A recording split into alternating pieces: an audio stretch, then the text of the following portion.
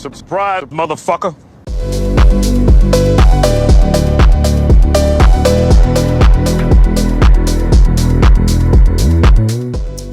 I'm so glad I have this. Okay. Are you hyped? Of course I'm hyped. What do you Okay. mean? How long I've been begging Yeah. you to get on here? Yeah, Alex, back on the pod. It's been how long ago was that? Probably Like a year and a half? a year and a half. Yeah. Yeah. I was here when you did your first one with Chris. That's right. Yeah. And then we did one with us. Yeah. I was here with the one with Carlos. Yeah. Yeah, it's been It's been a long time.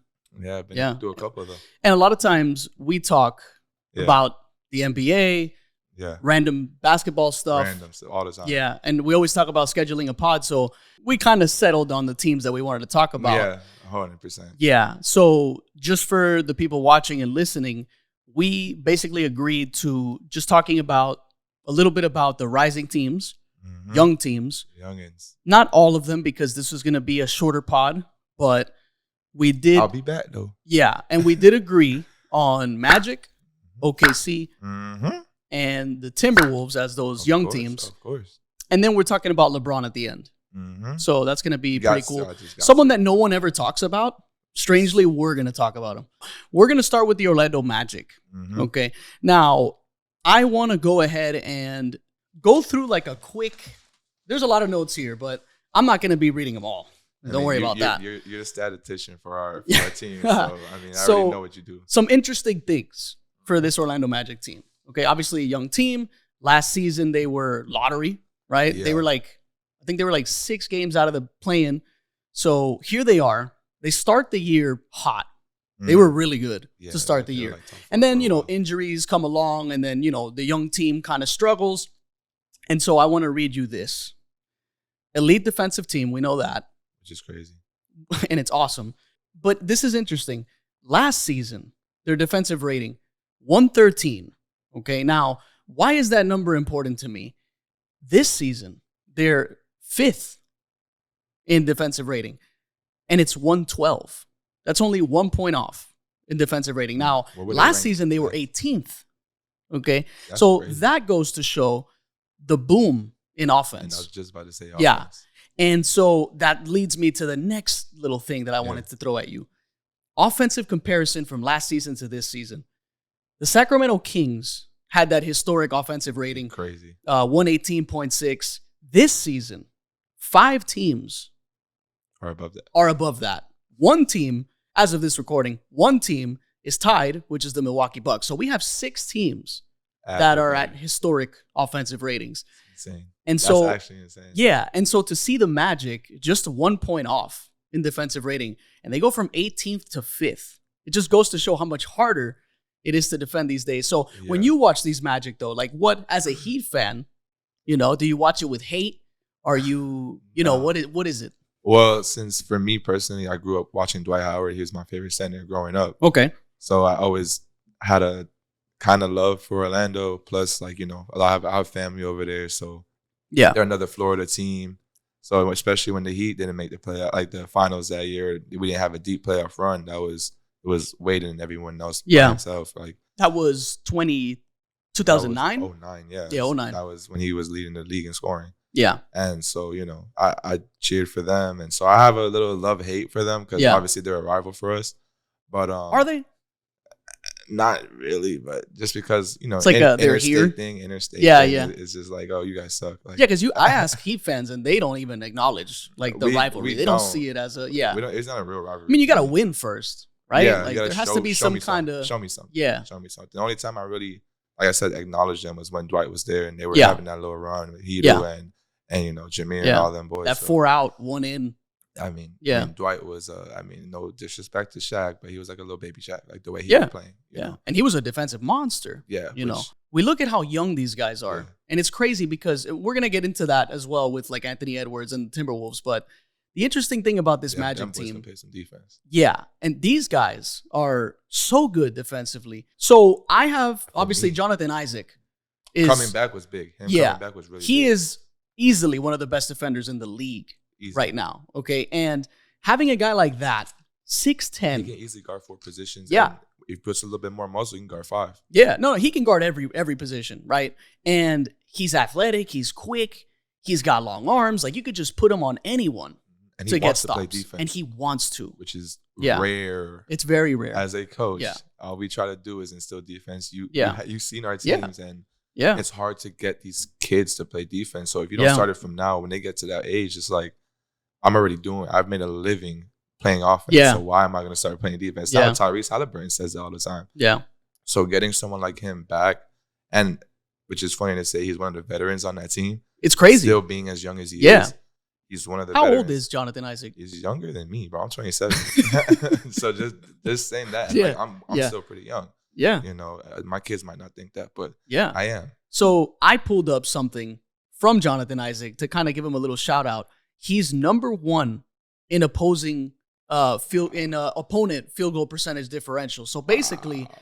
it's a -8% that opponents shoot from the field Wow. when they're being guarded by Wow. Jonathan Isaac. That's a big number. Wow. You know, he's a dude that, I mean, like I said, you throw him on anyone. Some of the guys watching this pod won't understand what that means. They bro, won't but understand what no, that means. but Basically, that's guys insane. are shooting 8% less from the field when they than do their it. normal. Yeah, average. I know what that means. Yeah. But So- that's why I'm like, oh, Yeah, and you know, and you think about what you're talking about, because I know you value defense a lot. yeah, that's my thing. And it's funny to see how far defense can take you.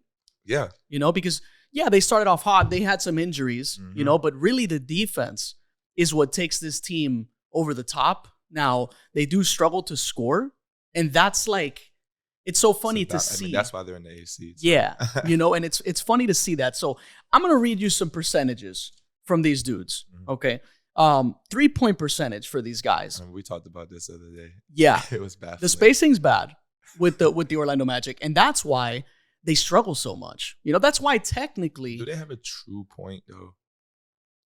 they don't have a true point. That's kind of what they're I missing. love Jalen Suggs. I love Yeah. Markelle Fultz. Yeah. But they're Yeah. not like real points. No, they're not real They're points. scoring They're like point combo They're guards. yeah, Yeah. exactly. They're Yeah. scoring guards, and They would need that, but I actually would say, because these days you don't really need like a traditional point. Like, it's no, but if you can have someone that can play that position, like a like Jokic, make plays. like a Jokic, Yeah. a LeBron, Yeah. it doesn't matter what position, yeah, but yeah. someone that can just make plays for your Yeah. team, set it up, and run Yeah. the floor.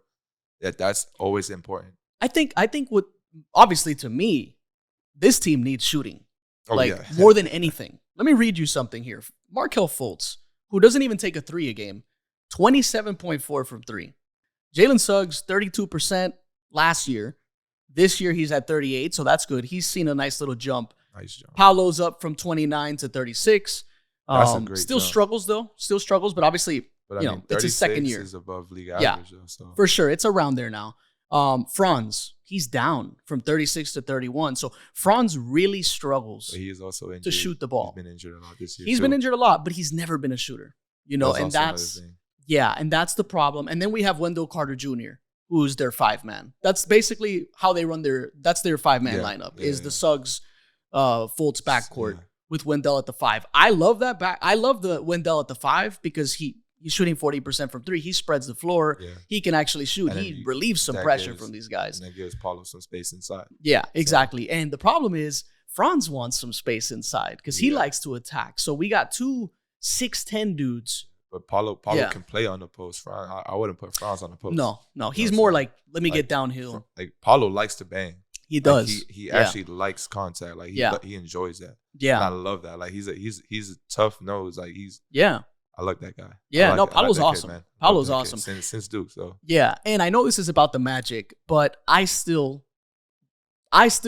was a Chet Holmgren guy yeah, when it was, you know, in between them during the draft. yeah. I'm still a Chet dude. Personally, I was Paulo, Still? but I'm a Duke guy. So like, Okay. you And know, it was has a nothing to little do with bit the school biased. It was for a me. little bit biased. No, for Oh, me, I it was feel a you. little bit Okay. biased. Like Yeah. all I did was watch Paulo, and Yeah. I was never really Yeah. a Chet fan Okay. because I didn't think his game would really translate. Really? much.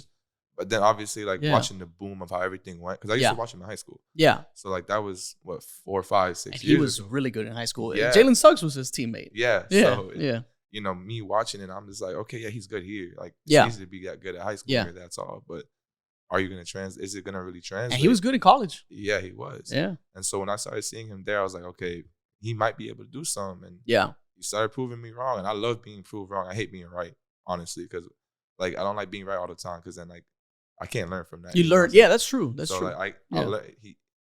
I respect your game, my man. Like Yeah. I can't say nothing about it. Yeah, And obviously. he plays defense. Yeah. Oh, He plays some defense. absolutely. So, Yeah. And we'll get into that.